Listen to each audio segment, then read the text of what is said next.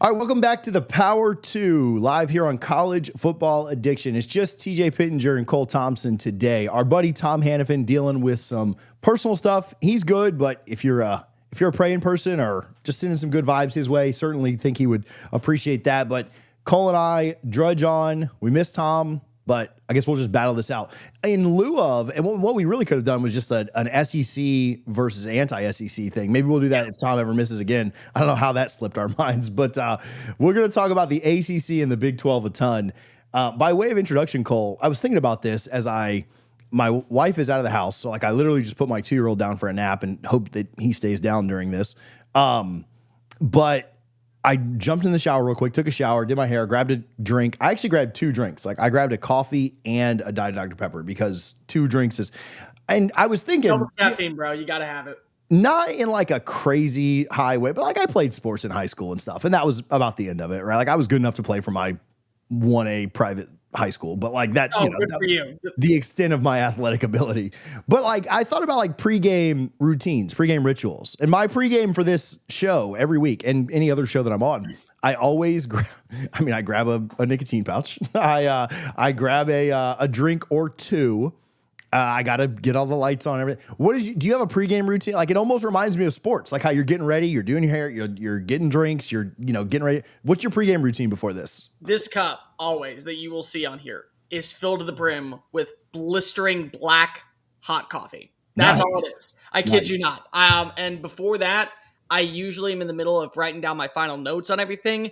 And for some reason, just to get myself in the zone, sometimes I'll do push-ups right before, just to be able to kind of set my brain, get locked in. And I make sure that the door is closed, the dogs go out and piss. There is a sign on the door that says, don't knock, because I swear I have a 9-pound dachshund that literally thinks she is bigger than probably a polar bear and wants to attack anybody that comes near the door. So I leave a sign saying, if you knock, if you ring the bell, prepare for hell. I'm sending her out there. You can go ahead and bring her back in. So that's it. Your dachshund and 99 clones versus a gorilla. Should we have done that? Topic? Okay, can we talk about this real fast? Because I genuinely have to get your opinion. Do you think for 1 second 100 men versus silverback gorilla is an actual fair fight? 100 me and yous? No. Average men. That's the key word. That's the key word. I think if you had 100 Marines, they could coordinate and strategize to do it. No weapons even. But 100 average men, you're going to have some really good built guys, some fat out of shape. 100 Americans, I don't think so. I think because the panic would set in and they wouldn't be who's going to be if you're a guy 99, 100 and everybody stays coordinated, Marines understand that they're in the line of fire. They may die. We appreciate I'm not trying to make light of what they do, but they understand that they may have to go sacrifice for the greater good. Me or you, I'd be y'all go for the front. I'm guy 99. We're sending out 100 Toms and saying, best of luck, Hannah. No. Go ahead and get this done. No. Here's the thing. And it drives me nuts because I see so many people saying that men will get this done. And I appreciate the maleness. And I appreciate that I am somebody that loves to go to the gym, that does work out 5 times a week. This is a 400-pound pure muscle machine that stands 6'3" on its hind legs and can run up to 35 miles an hour coming straight at you. Yep. And let's just say you and Timmy are going out there and you're running up full speed, and Timmy gets decapitated because if it's one swing and lo and behold, no more head. Is your brain going to function and say, time for me to go to war? Yeah. Or are you going to have the fight or flight mechanism and shit your pants on the way out? Yeah. Because that's what it is. And I don't think that that's the logical part that so many people go to. And I'm so sick and tired of them saying, oh, well, go get Brock Lesnar and go get John Cena and let's go call in Marcel Darius or the 2012 Alabama offensive line. Let's put them together. They're not normal people. Right. This is not a conversation made for those that are actually physically built to handle the trials of what is this type of combat. I'm talking about TJ Pittinger, Cole Thompson, Tom Hannafin, and 97 of our buddies going war to war with Harambe's brother, who's been sitting festering inside of the cage, wondering how to seek revenge on his brother's death. That's what I'm talking about here. Zero chance. The 100 men would absolutely. Now, I do think 100 Marines would win. I think 100 Marines would coordinate. They would wear the thing down. They would use tactic. They're built for it a little bit better. They understand sacrifice. Me or you, like I said, I'm guy 99. I am literally back of the line, or guy 100. I am back of the line, letting you guys get killed first, and if I die last, like that's what it is. But I'm waging that, hoping that guys 60 through 70 can take this thing down, so I never had to get in the mix. So here's where you and I differ. If I know I'm gonna die, I want to be number one. Oh yeah, I don't want to watch 99 people waiting die. For the inevitable. Not short, quick, to the point. Go ahead. So I'm hoping that the middle of the pack, very really, understand it's like a 1% chance. I'm hoping the middle of the pack can keep me safe. Yeah. Understanding like 50 are going to die, maybe the next 30, or he's, the gorilla's tired by then or whatever. But God, what a stupid debate. I had no plans on bringing that up until 100 SEC players versus a gorilla. Does that end up happening? Probably not, if I'm being real. Honestly, probably not, if we're just being completely honest. Do we get to count Nico in that? Like, can you just transfer out as soon as the fight starts? Like, what is the No, that's what I would do. Aguilar, you're taking Nico's place in the line. That's the warm-up for coming to the SEC, buddy. Welcome to the best conference, sucker. You fight Harambe's brother. There we go. Now that we've got over 100 people in here listening to us talk about absolute chaos and nonsense. He's 100 people versus Harambe's brother. There we go. There's 106 right now. 100. We'll even stack the deck. We'll say the 106 watching this and the two of us. 108. Now I like our odds at 108. I'm still gonna say probably the Bowling wins. Probably. I think that maybe one of us. I think that there's at least a dozen of us that he gets tired with, and he just throws us to the wayside. Right. It's like still arm assist here. Okay, great. That's cool. And then we have to call for backup and medical support. But no, the gorilla still wins. Let's talk about some ACC Big 12 favorites, because the Harambe news has been enough already. I think these are, I don't know. I think one of these conferences is much easier to pick a couple of favorites than the other. But we can start ACC and then we'll go Big 12, which is certainly more convoluted. And I want to get your take on the Big 12. I mean, I wouldn't be surprised if our top three ACCs are pretty similar. I don't know if you threw a wild card in there. I mean, it all kind of starts and ends with Clemson in the ACC. Until we kind of see what happens with Beck, it's tough for me to say that Miami is on their level. Miami's also, attacking the portal incredibly hard in this spring transfer window. I think they kind of know. You can kind of read writing on the wall, right? Like, I think Miami's a good team trying to become a great team to stack depth and get better in certain places where they're lacking. So I'm not super confident in Miami being a national title contender. I certainly think they're an ACC contender right behind Clemson. And then I've got Louisville as my third one. I don't know if you deviate from that at all, but I like Miller Moss. I think that they can certainly compete for it. Their schedule is tough. They got to play both Clemson and Miami. That's what makes their road the toughest. But, I've got no confidence in Florida State. I think SMU drops back a little bit with a little bit tougher of a schedule, having to play Miami this year. They play Louisville as well. I'm not sold on Georgia Tech being able to get fully over the hump. I don't know that I buy all the way to North Carolina. Things seem like they could go on an unlikely run. But I mean, not to just copy Vegas, but Clemson, Miami, Louisville. I tried to figure out a way to not put Louisville in or not put Miami in.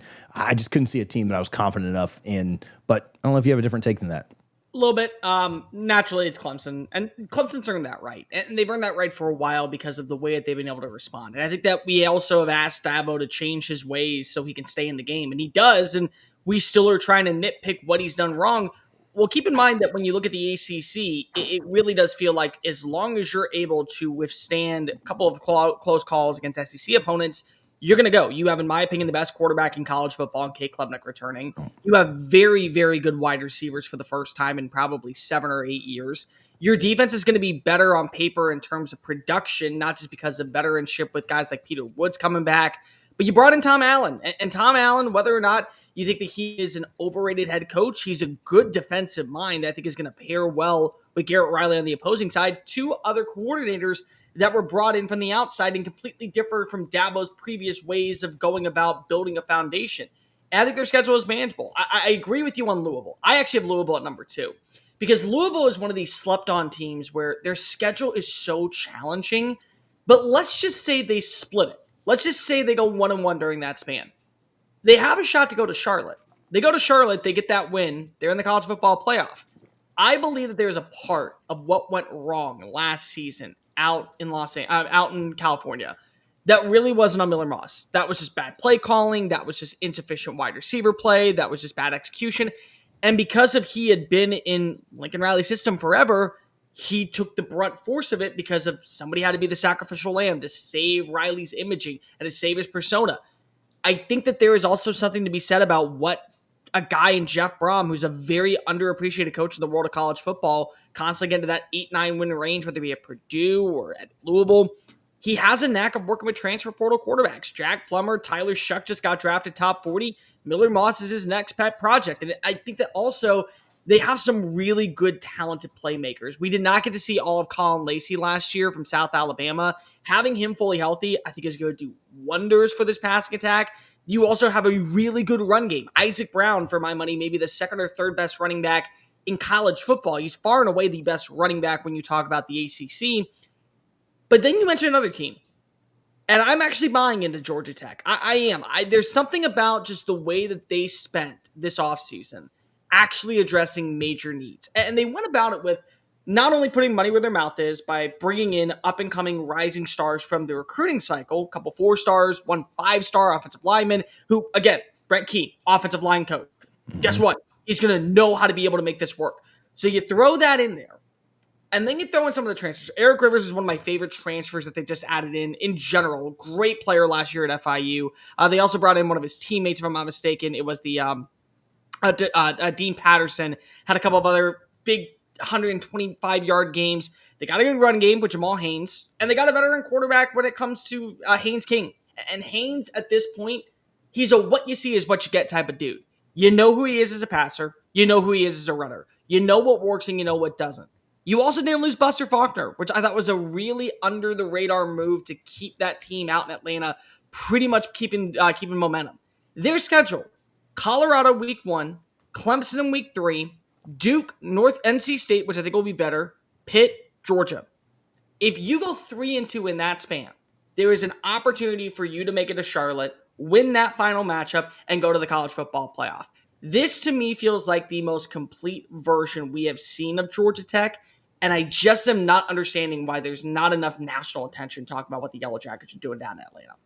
If King can stay healthy, obviously you know what kind of gamer he is, because even through the injuries last year, and I mean Pyron coming in, and you know you had your backups were hurt and still coming in and doing what they did to Miami. Their fight is incredible, and obviously they beat FSU early before we kind of knew what Florida State was. But their fight in that game was, I mean, they pushed a still very talented FSU team that hadn't quit yet around, and so yeah, and then obviously you think about what they did against Georgia. It's to me, it's getting over those sleeper games that they have, you know, and that's tough for every college football team. Let's be honest, right? Everybody loses a game you're not supposed to, outside of your Oregons at times, and just where, you know, whoever. But I think that's the biggest thing is, can they? I wouldn't be surprised at all if they go 3-2 in that, but they can't have the stupid loss along the way, right, you know, against Manny Diaz and Duke, or just whomever, right? Like they can't go beat Clemson at home by 10 points and then a week and a half later lose to Wake Forest. Right. You can't have that happen, and that's what stops a lot of these teams that we talk about in such a light that we want to give them credit, that we can't, because if they just find a way to fundamentally shoot themselves. You know, TJ, a lot of the times we talk about all these teams like being even keel. They're really not. It's just a couple of bad plays and some luck for a bad team that ends up allowing you to pull away and get a victory. I mean, that was the case last year with BYU. They had an opportunity to go to the college football playoff. They shot themselves in the foot down the stretch. It wasn't that they were a terrible team or that Kansas was so much better than them. It was that, hey, you had a really bad game plan, and it finally all came to come roosting at the wrong time. That's Georgia Tech right now, and you can't afford to have that. You didn't mention Miami, and I did. Thoughts on them quickly. That, you know, we'll do a Miami preview at some point this offseason, but just thoughts there? A couple things. Number one, just their schedule in general. People are sleeping on that Notre Dame matchup in week 1. That's really going to be an effect to making the college football playoff. It may not do anything towards your conference schedule, but when you think about what it could mean to you getting to Charlotte or for you being an at-large bid, the thing with an SMU squad was that they handled business against non-con teams, and they went all the way down to the wire, and then they only had the 2 losses, and one of them was in the conference championship, and they were undefeated in conference play, to where it wasn't that big of a deal. So how are you going to be able to withstand the Florida game? How are you going to be able to withstand the Notre Dame game? Are you going to be able to play well against a Duke team or a Syracuse team or whoever you have to face off against en route to getting to Charlotte? And then when you're there, can you win the title? Because if you lose those 2 games, we're not putting a 3-loss ACC team in. I like what they've added in defensively. I love what they were able to do to get rid of Lance Goodry and bring in the defense coordinator from Minnesota. Featherman, I think, is going to be a really, really good fit. I think their offensive line will be fine. I think they'll still have a stable run game. And I will say, the recent addition that they just brought in with the BYU kid, the all-purpose transfer, that's going to do wonders for Shannon Dawson's passing attack.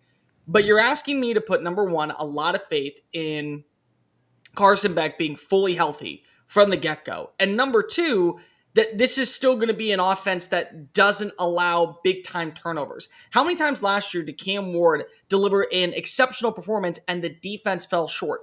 Well, they fixed that defense this past year, but now you have to ask yourself, well, how many times did Carson Beck put the ball in harm's way? Was that just bad, inconsistent drops by wide receivers in Georgia? Was that just bad pass protection from the offensive line? Or was that just Carson Beck being who Carson Beck is? And all those factor in to where I think that you're looking at 9-3 once again and not 10-2. And if you're 10-2, you may have a shot. 9-3, you're not getting in the college football playoff in the ACC. Yeah, their schedule is tough. They avoid Georgia Tech, who's beaten them the last 2 years. But that first 5 games, they've got Notre Dame and Florida, both at home. But they could, I could see any scenario. I could see 2-0, I could see 0-2, and I could see 1-1. Like, I literally could see any scenario. They get a bye, but then they go to Tallahassee. And I don't think Florida State wins that game. Certainly not playing that game right now.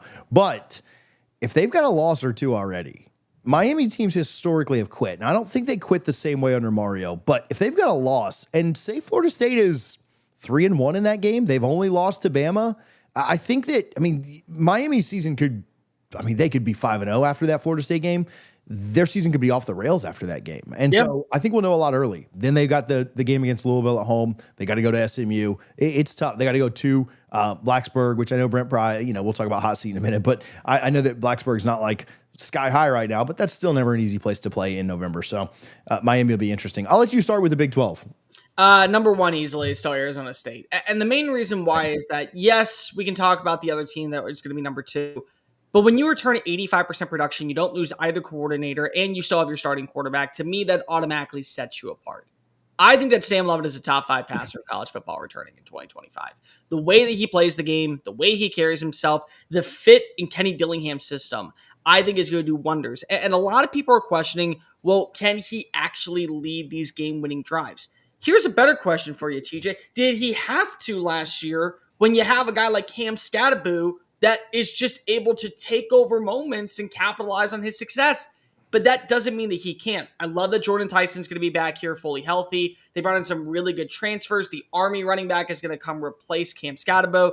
Their defense, it's not going to be elite by the standards of what we think for national championship pedigree, but I still feel like it's going to be one of the better overall defenses in the Big 12, especially for what they were able to retain. Number 2 is Texas Tech. Texas Tech is swinging. They are. And people don't realize Joey McGuire is going to be facing a little bit of pressure and a little bit of heat because they don't invest like this. They haven't had a 10-win season since 2008. They haven't been able to really be in the mechanism of national conversation outside of a few plays from Patrick Mahomes and an upset here or there. But they have the talent. Any player that you could imagine that was supposed to enter the transfer portal at least looked at Lubbock. And they said, we're going to put our money where our mouth is, and we're going to get better. They have a brand new starting center in the kid from Colorado. They got better at the wide receiver position. David Bailey comes on in, and he's the new edge rusher from Stanford.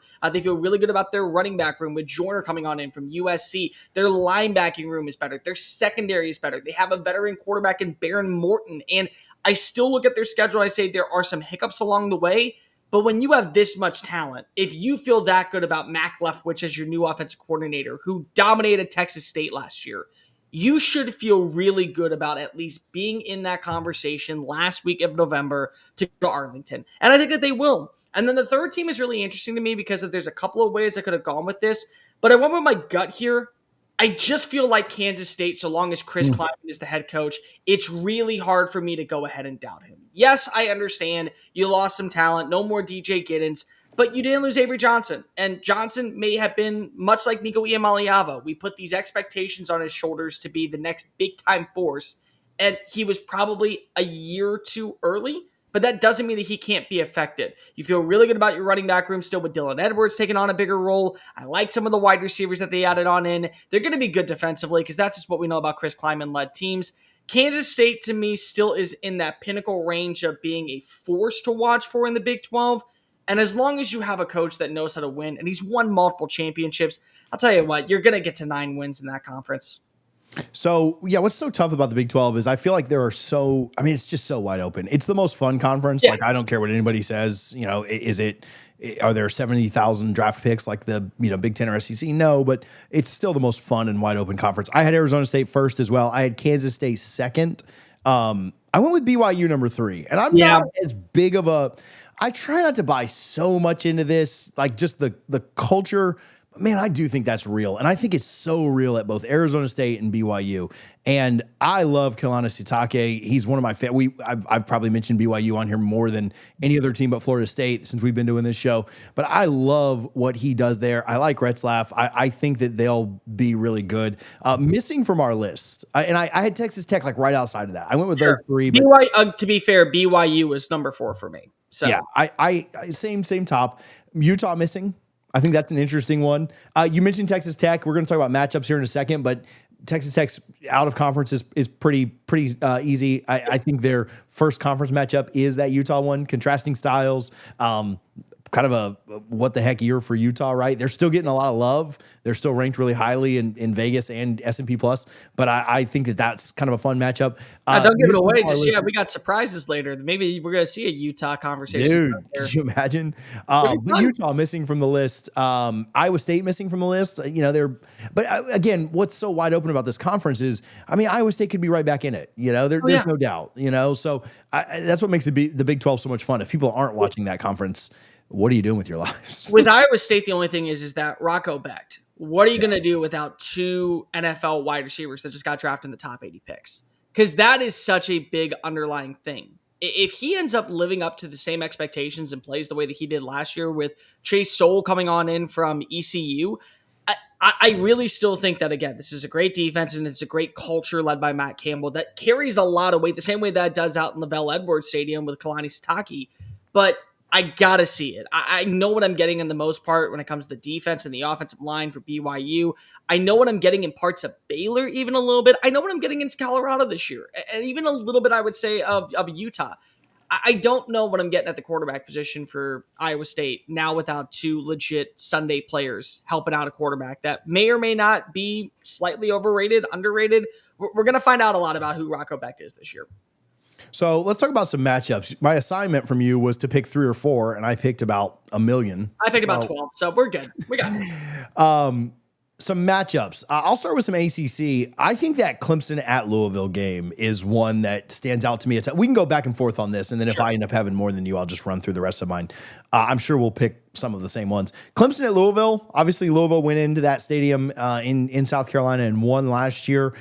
Game was actually never even really close. Like Louisville kind of dominated that, and Clemson never really had a shot. I kind of like Clemson to go on the road and get some revenge, but man, if they don't and they lose to them again, I think kind of what you talked about earlier, Louisville has a really good chance to go to the ACC championship with a win in that game as long as they don't falter. That is probably the game that I'm the most interested in the ACC. Same team, just different location. I'm going down to Atlanta, Georgia, and talking about Georgia Tech versus Clemson. I think that's a very underrated game because if we're watching Clemson hit its stride at this point, what we're going to hear from the national pundits and from people, not just you and me, is that Clemson, whether or not we want to admit that they're an ACC school, they're built to go on a run to the college football playoff. They're built to make that next step forward and progress with Cade Klubnik. But then at the same time, flip the script. Eric Rivers dominates. Dave Patterson dominates. There's a solid run game from Jamal Haynes. You get the version of Haynes King that was expected at Texas A&M. You throw in a solid defense, and you force turnovers against Cade Klubnik. And now you are walking away with a dub from Bobby Dodd Stadium.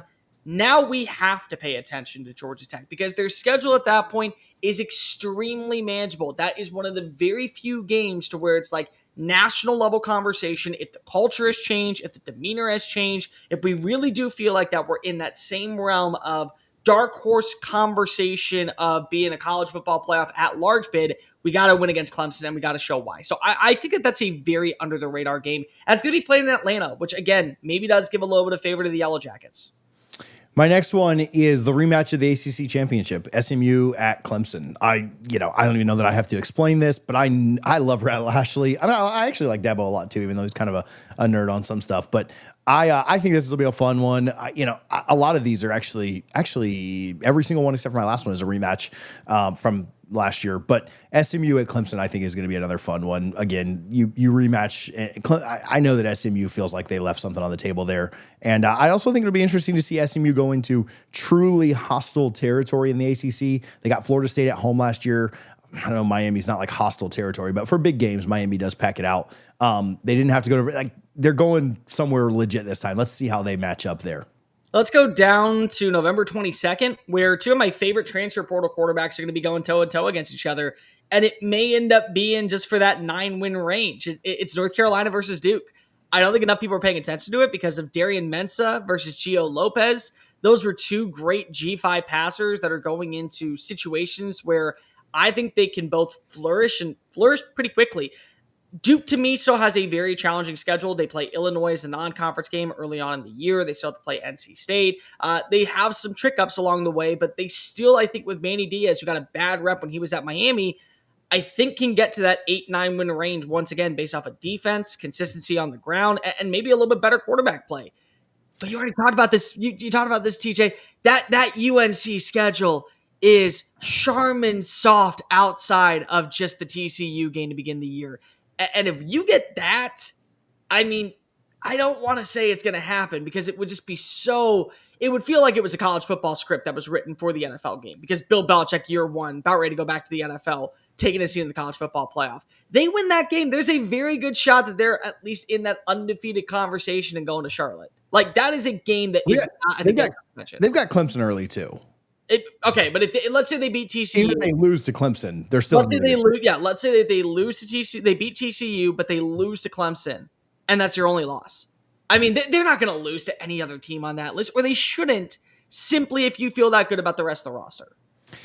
So I had that one on there. I had Clemson, UNC. I mean, I can't do this without talking about Florida State and Miami. Even when one team stinks, that's always a game that gets national attention. That's, we'll see what either team is at that point. I can't guarantee that's going to be the most fun matchup ever. Florida State might get blown out again. Who knows? But that's one that I think people always want to watch. And then I had a couple of rematches. Miami at Virginia Tech, obviously the Hail Mary that didn't go Virginia Tech's way on the overturn. Fran Brown has to come down to Miami. That's kind of a fun, can he do it again? What will Syracuse look like? And then Louisville at Miami. Again, the winner of that, we both kind of talked about who may finish 10-2, who may go 9-3. Louisville at Miami, if the Clemson-Louisville game goes the way I think it does, I think Clemson wins that game here in April. But if Louisville and Miami play later in the year, that could be for who goes to the ACC championship between those two teams. I got Louisville. I got Virginia Tech versus Florida State as one because of this could be a fireable offense game for both of these coaches. Mike Norvell, if they're trying to get to bowl eligibility and they end up losing bad in this matchup, well, he's probably going to be shown the door. Brett Pry last year, 97% returning production on that defense. On that overall roster, and they can't even get to 7-5 on the regular season. I had them going to the college football playoff, TJ. I'll be completely real. I was buying so much stock in what Virginia Tech had. And there is a pride about being in Blacksburg to where you want to kind of set the tone for yourself as an actual force in college football. If you can't deliver, then you're probably out. NC State versus Pitt is another one because I really like both these quarterbacks. I think Eli Holstein is going to get only another step better with Cade Bell as his offensive coordinator. They changed up the entire offense down in Raleigh, and CJ Bailey, we've kind of talked about him. He didn't do a lot last year, but the flashes are there to believe that there can at least be something. And again, it's NC State. NC State is one of the more safer teams that I can expect every single year to go into that 8-4, maybe even 9-3 range if they just have stable quarterback play. So I got about stock into them. And then my last one, of course, was alongside with you. It was Florida State versus Miami. It's just a matchup that everybody wants to see. And it's one that I think carries a lot of respect in this game. Yeah.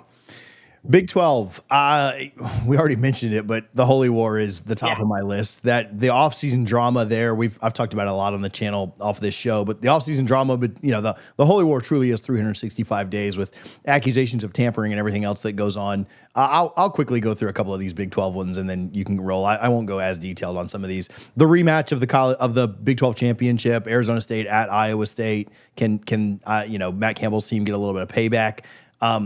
We had both these teams you had them in your favorites, and I had Texas Tech number 4. Texas Tech at Kansas State. Like, that's a huge game. That could be a ton of points. Could be a lot of fun, but we'll see, right? Like, that's a little bit later. Those are 3 that I kind of started with. Arizona State versus Texas Tech. To me, that could just automatically punch your ticket to the Big 12 championship. Both of them have, I think, really good quarterbacks and really good overall rosters. I think Baylor versus Kansas State's one that is not getting enough attention. Baylor could be a really big sleeper. They have one of the better quarterbacks in the Big 12 in Sawyer Robertson. I think that he pretty much saved the job of Dave Aranda last year, and he fits extremely well in Jake Spavital's offense. So very excited to see what he can do in this year. And then when you throw in Kansas State, they feel like a team that is trying to kind of separate itself as, hey, we didn't live up to expectations last year. Doesn't mean we can't this year. I think Utah versus West Virginia is a really interesting game. It's Rich Rod versus Kyle Whittingham, 2 completely different style of coaching mechanisms. And what we have seen the differences of is that West Virginia, who just is 2 years removed from going 9-4 with Neil Brown, has basically scrapped everything that they knew about Mountaineer football and said, this is the version that we want to have if we want to be successful. And Kyle Whittingham, who is getting closer to hitting the retirement button, said, okay, changed up my entire offense. No more Andy Ludwig. We're going to bring in the guy from New Mexico. We're going to bring in Devin Dampier, who I think could be a really good mobile player. That is going to add tremendous value to our up-tempo attack. It's going to add value on our rushing attack.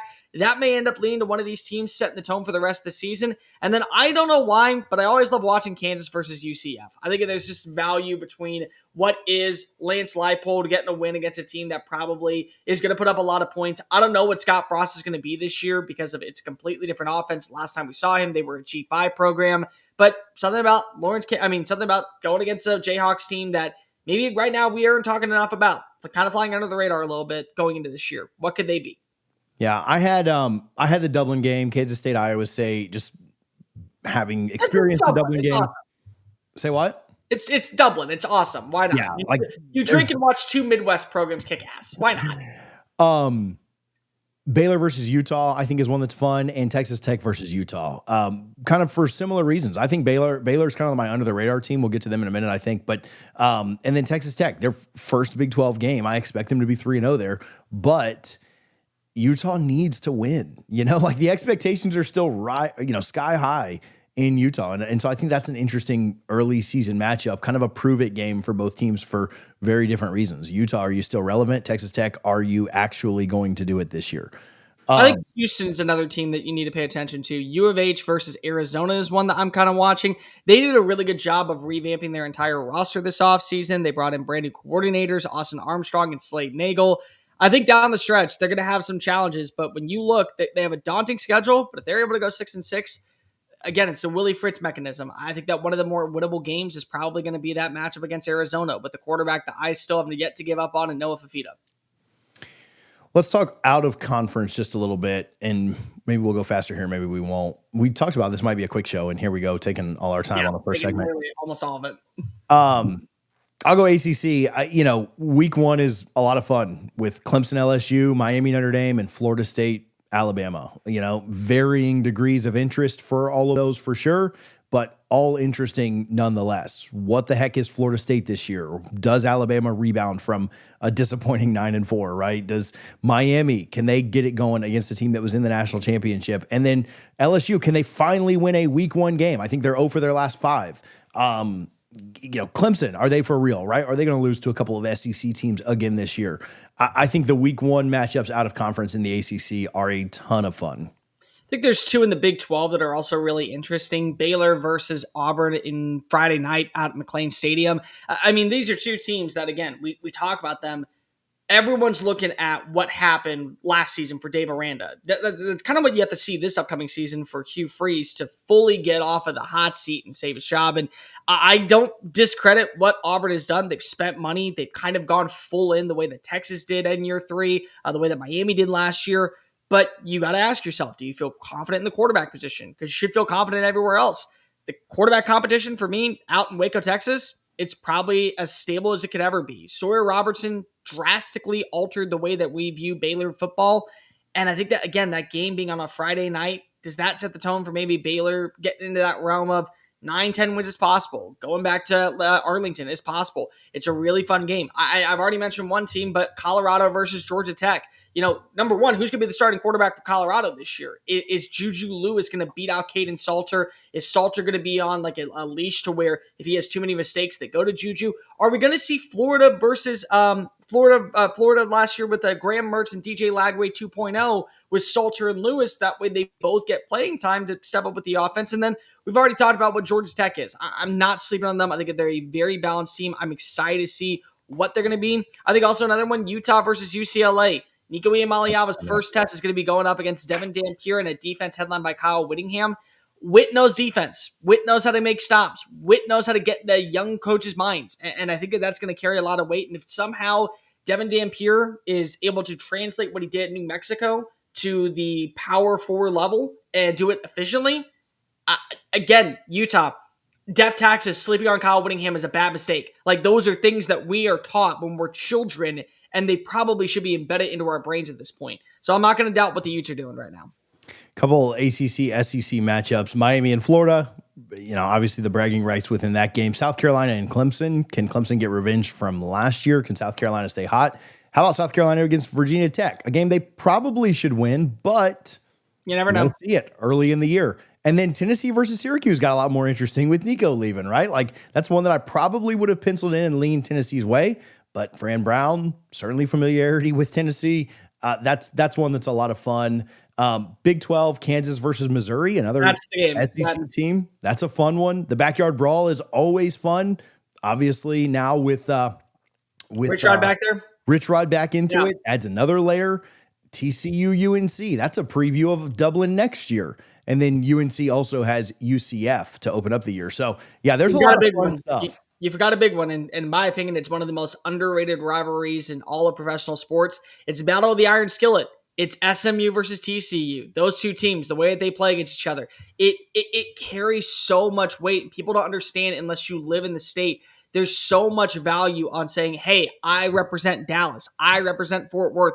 I'm telling you, when you look at what the factors that led into this match with Sonny Dykes departing, just looking to go up steam, that carries weight. And then, of course, the game is going to be at Amon G. Carter Stadium, which also just adds more fuel to the fire. One team in year one went to the college football playoff. The other one has a quarterback that was getting sought after and wanted millions of dollars to go play at Tennessee, and he nearly went there.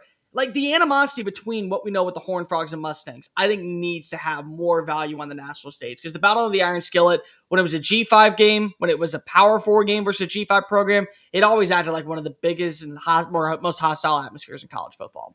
SMU also plays Baylor. SMU's schedule, no joke this year. Like, they kind of got lucky last year with a welcome to the ACC, Florida State being down, all these things. This year they have Baylor, TCU, Fran Brown comes to town. They've got to go to Clemson. They play Miami at home. They play Louisville at home. Got to travel to Boston College in November. That'll probably be the red bandana game just because that's how that works out. Yeah. And so, yeah, not an easy road for SMU, but that SMU Baylor one is the last one that I had written down as well. We've kind of talked a little about under the radar, so I'm going to skip that and go to players. Players who will be a household name. This was tough for me in the Big 12, but players that will be a household name in 2020. What are we in? 5. ACC first. I only did like 1 or 2 for these, so I did way less matchups. So I don't know what you've got, but you can go first. I think Eric Rivers is going to continue to show why he was one of the most sought after wide receivers from the G5 level. Had over 1,000 yards last season at FIU. And I think that just being a part of Buster Faulkner's system is going to allow him to win his one-on-one battles. If he and Haynes King can build a rapport, this is a guy that has lightning in a bottle speed. This is a guy that I think can win as a vertical threat. He can win across the middle of the field. And I think that he's got good footwork that is going to let him be able to beat smaller defenders and even slower defenders off the line of scrimmage to create that separation that you want to see. And so I'm ready to buy a lot of stock in him. Another wide receiver that I absolutely love, and I just don't know why we forgot about him. Of course I do. He was injured all of last year.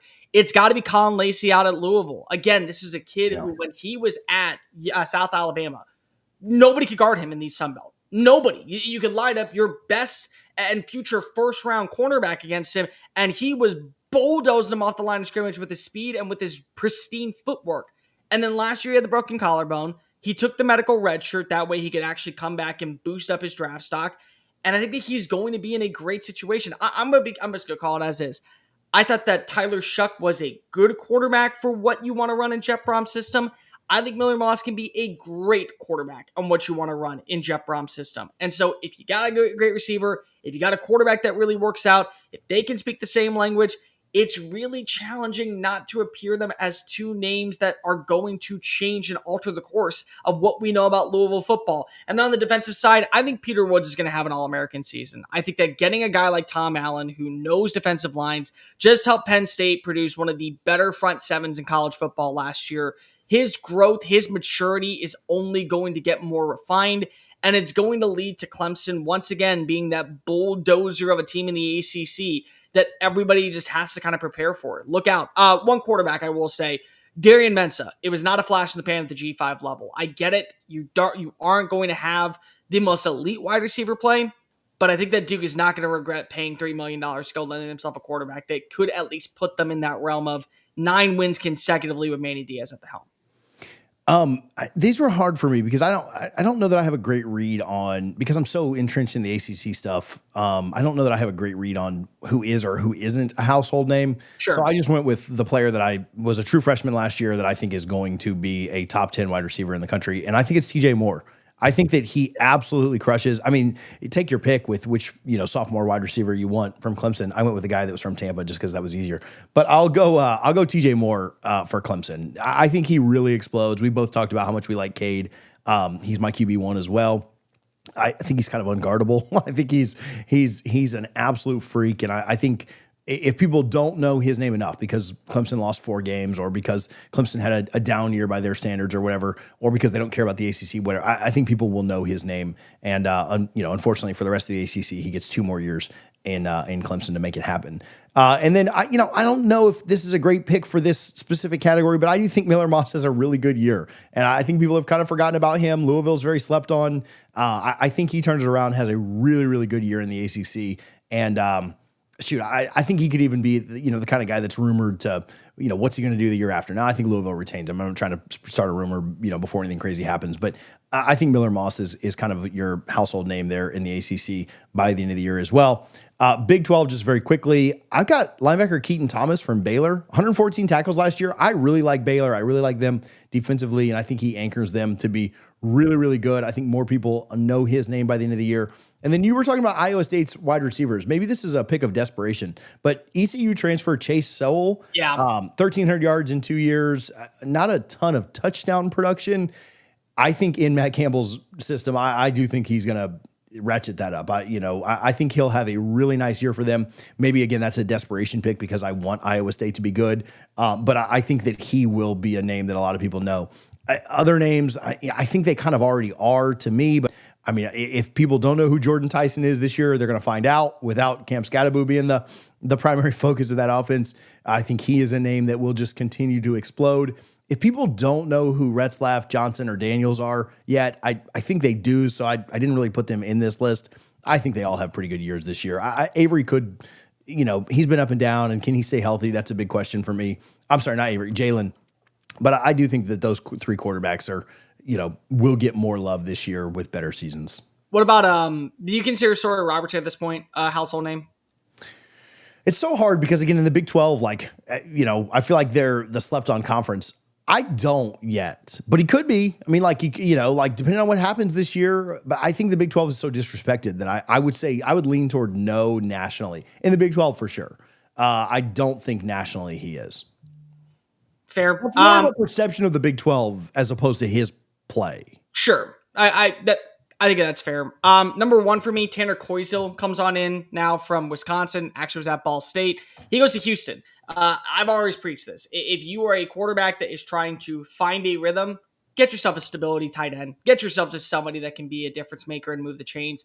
And that's kind of what Slade Nagel was looking for Connor Wigman, was to get himself a player that is going to work in that 7 to 10 yard range and put the sticks moving forward.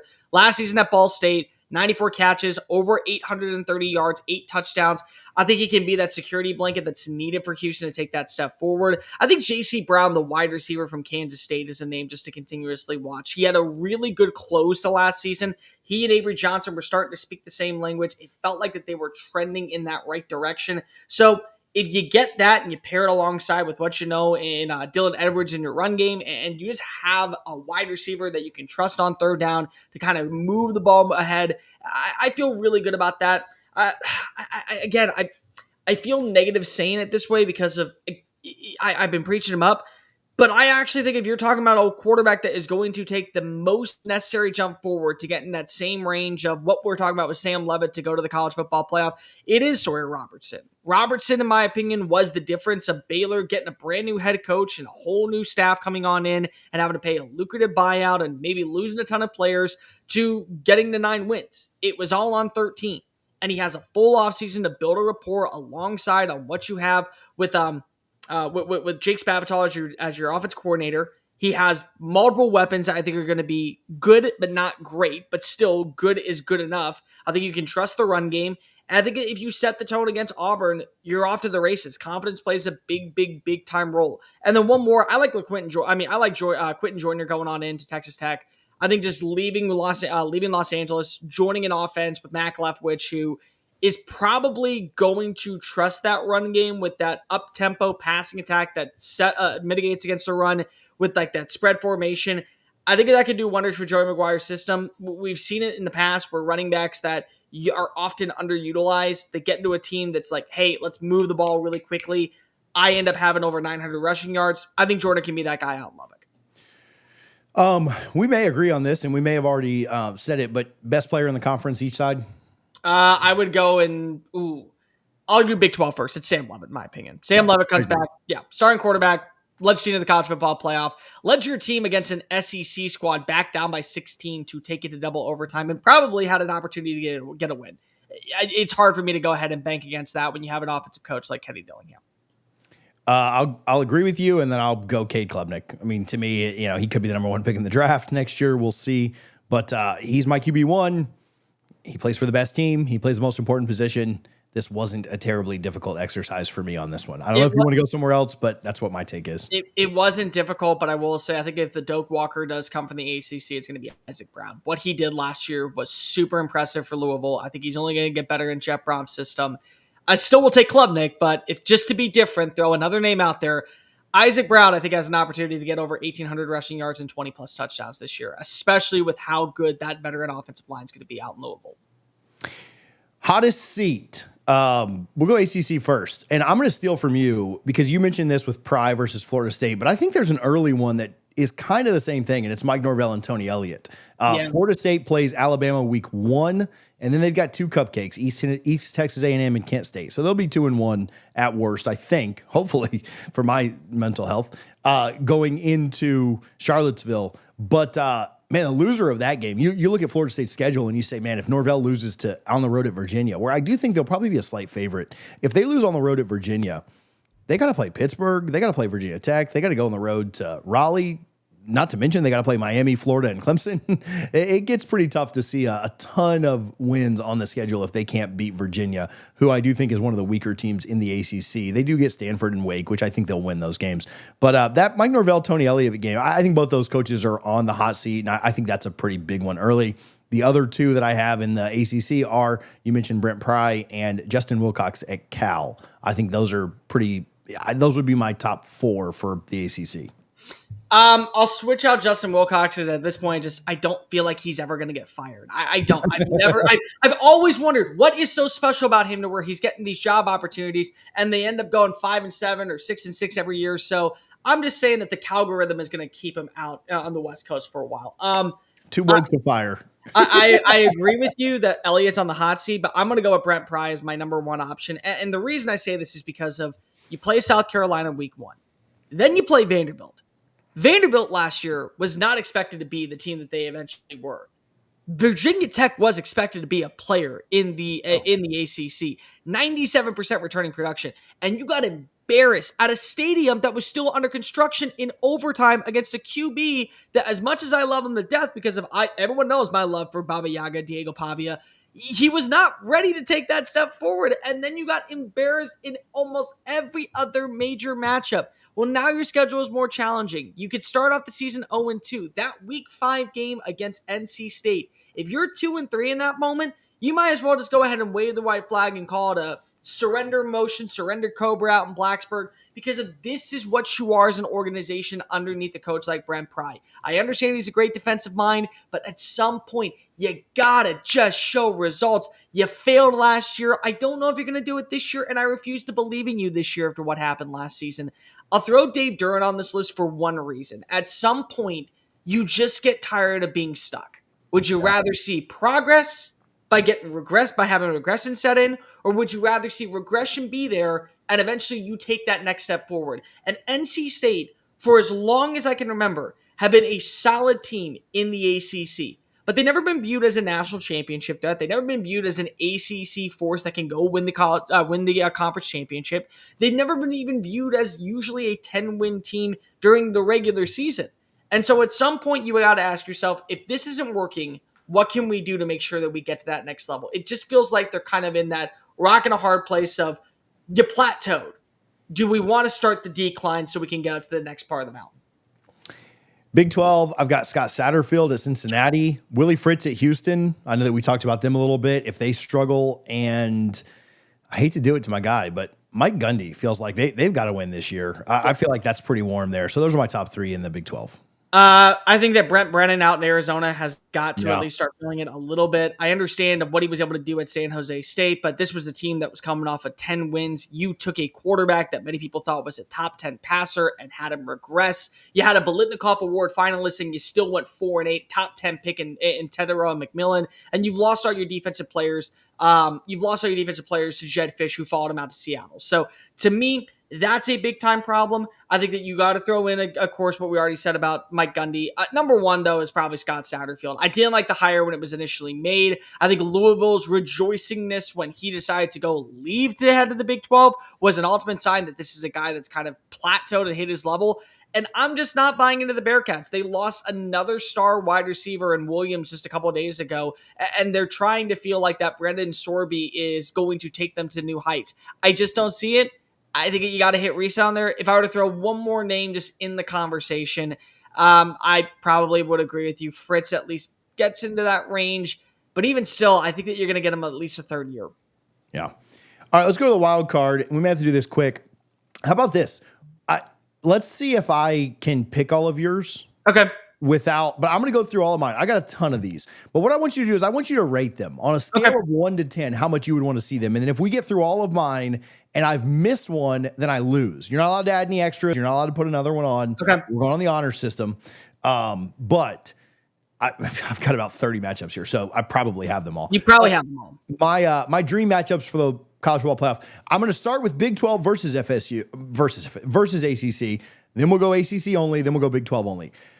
The number one possible matchup that I believe we could see, and I want to rate them 1 to 10, 10 being the best, is Deion versus FSU. There's no question that would be the best playoff matchup that we could theorize. Now, again, not all of these teams are even competing for the playoff, but these are my dream matchups. Colorado versus FSU. Oh my God, could you imagine if it was in Tallahassee in the first round? That's the number one matchup. I give it a 9 only because I just don't see it being possible. Yeah. That's the only reason. Some of these impossible. Number 2. Louisville versus Cincinnati. Because of the way that Satterfield left Louisville to go there, that would be insane. I'm putting it out of 4 because then I have to say Satterfield's going to keep his job for another year. I don't want that to happen. So that's the reason that we're going with that. Fran Brown versus Deion, Syracuse and Colorado. That's 10. Yeah, that's a straight 10. It was too easy not to do that one. That's such an easy 10. Not even remotely close to anything else. This one would be interesting to me. This is not a 10 or anything, but UCF versus FSU, a battle of teams in Florida. You've got a blue blood, close to a blue blood versus an up and comer. That would be a fun one to me. I'd give it a solid 6. Texas Tech versus Clemson, the Portal Kings versus the Portal Denier.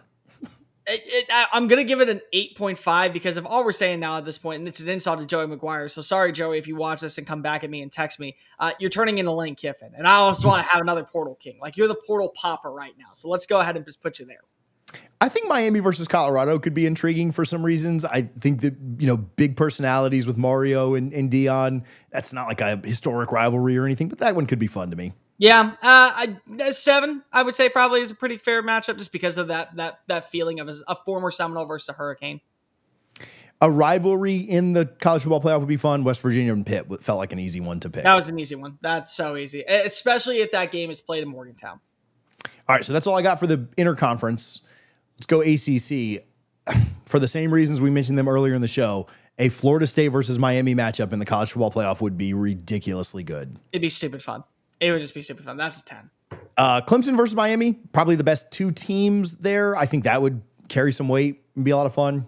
8 overall. I think you'd get your money's worth when it comes to the on-field matchup, but I just feel like it would be blown out of proportion. Bill versus Bill, UNC versus Boston College. 0 points. I have no desire to watch that game at all. None whatsoever. And it's because of my pure hatred for Bill O'Brien. But that's a whole different story for another time. The only angle I like is the NFL angle. And just two old curmudgeons. Like, imagine having them in the pregame press. The pregame press conference would be a lot of fun. SMU versus more information first. Yeah, nobody. Okay. SMU versus Florida State, kind of a new blood versus a historic power in the conference. Yeah, I'd put it at a 6 right now. Just for where those two programs are. I've got an ACC wildcard that I'll save till the very end, but I'll go Big 12 here. The Holy War would be way up there. Number 10. 10 out of 10. Probably the second best matchup you said. Colorado versus Arizona State. Dilly versus Prime. The love and admiration they have feels like it would be fun. I think it would work. I'd give it a solid 7.5. Texas Tech and Baylor. That's a 9. That's 9. Because you got to remember that Joey McGuire was on Dave Aranda's staff before he took the job. So a lot of what he's learned and how to be a good head coach comes from the teachings of Dave Aranda. So I give that a 9. Two rivalries. I'll just say them together. Kansas and Kansas State. Arizona versus Arizona State in a playoff game. Rivalries are high. Like, that's why I pick 6, 1 to 4. That's just the way I feel right now. This would be fun. I only want this in the national championship game, though. I want Kansas State versus Iowa State. The very first game of the year and the very last game of the year. Okay, when you put it that way, the game that opens up the season to close out the season, it's an 8. And I do think that both these coaches deserve more respect at the national perspective. So this would be a way to make sure that they get that. My wild card, ACC. I'm cheating on this one. A team with 1 ACC championship and a team with 0 ACC championships. Miami versus South Carolina. That's so disrespectful. You know what the funny thing is that's the team that most people would say, oh no, the team that does have the ACC championship is Miami. No, it's South Carolina. That's the one. So congratulations. It's even crazier. You got them all except for one, so you lose the challenge. Where did I miss? Oklahoma State versus Clemson. Give me the battle of the oranges between Dabo. Yeah, that'd be a beautiful color. Give me Dabo versus Mike Gundy. One more time. Can we get Clemson to wear the purples and Oklahoma State to wear the all oranges? Can we NFL color rush that? Absolutely. Yeah, that's what it has to be. Yeah, no, that's the only one you miss. Cole Thompson, TJ Pittinger, again, the power to make sure that you are subscribed. This was fun, man. Tom, you're well missed, but just remember, we can do a show without you whenever you need to miss. Yeah, anyway, so it's all good. We figured it out. But thoughts and prayers to you and your family during this time. We appreciate you, and we'll see you next week, buddy. Yeah, next week next time this happens, we're definitely fighting about the SEC. I don't know how we missed that here, but Cole, had a good time, man. Y'all subscribe. Make sure that you are following along. This was fun. We'll talk to you soon.